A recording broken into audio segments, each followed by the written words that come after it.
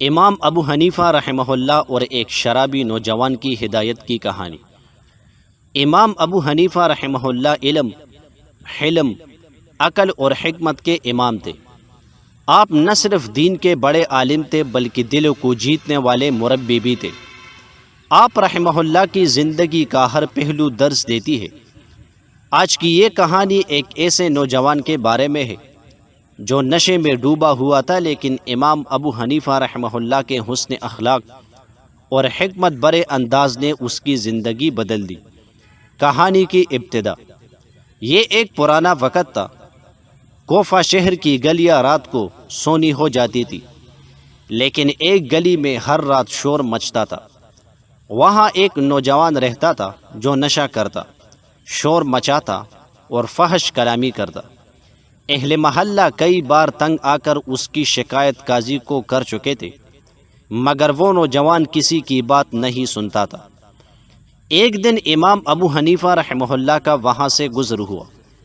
آپ رحمہ اللہ نے اس نوجوان کو نشے کی حالت میں دیکھا۔ آس پاس کے لوگوں نے کہا، اے امام، یہ نوجوان بڑا بدکردار ہے، ہمیں رات بھر سونے نہیں دیتا، کوئی اس کو سمجھانے والا نہیں۔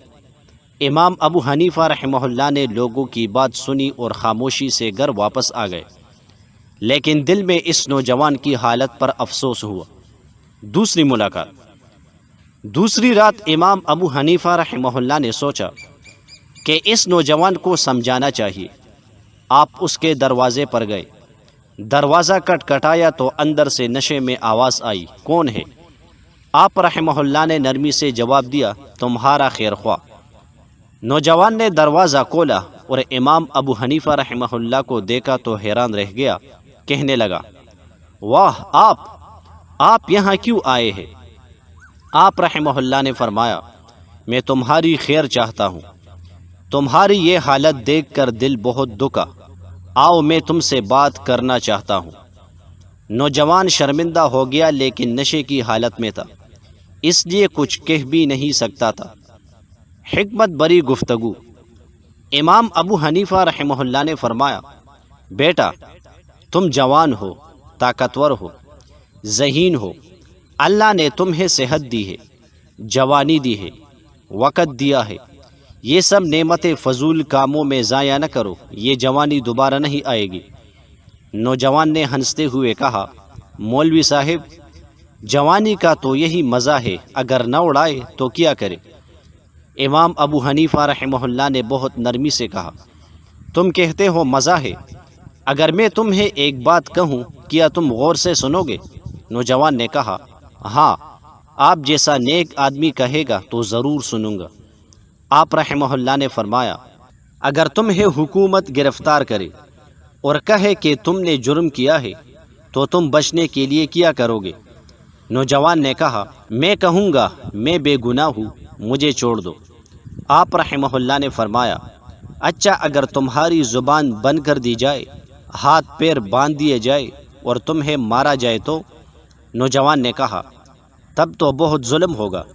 آپ رحمہ اللہ نے فرمایا، بس یہی حال قیامت کے دن ہوگا، تمہاری زبان، ہاتھ اور آنکھ سب گواہی دیں گے تمہارے اعمال پر۔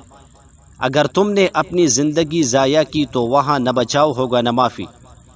نوجوان پر یہ بات اثر کر گئی، اس کی آنکھوں سے آنسو نکل آئے۔ دل کی تبدیلی۔ نوجوان نے کہا، امام صاحب، میں بہت گناہ کر چکا ہوں، کیا میرا کوئی معافی کا راستہ ہے؟ امام ابو حنیفہ رحمہ اللہ نے فرمایا، ہاں، اللہ کا در کھلا ہے، توبہ کا دروازہ بند نہیں ہوا، بس آج سے سچی توبہ کر لو اور دوبارہ ان گناہوں کی طرف نہ جاؤ۔ نوجوان نے امام کے ہاتھ چومے، روتا رہا اور وعدہ کیا کہ اب وہ نماز پڑھے گا، سچ بولے گا اور نشہ ترک کرے گا۔ نوجوان کی نئی زندگی۔ اس دن کے بعد اس نوجوان کی زندگی بدل گئی۔ وہ صبح کی نماز میں سب سے پہلے آتا، امام ابو حنیفہ رحمہ اللہ کے پاس بیٹھتا اور دین سیکھتا۔ کچھ ہی مہینوں میں وہ ایک نیک نوجوان بن گیا۔ لوگ حیران تھے کہ یہ وہی شخص ہے جو کبھی گالیاں دیتا تھا، اب لوگوں کو سلام کرتا ہے، قرآن پاک پڑھتا ہے۔ ایک دن امام ابو حنیفہ رحمہ اللہ نے فرمایا، دیکھو، دلوں کو مارنے سے نہیں محبت سے جیتا جاتا ہے۔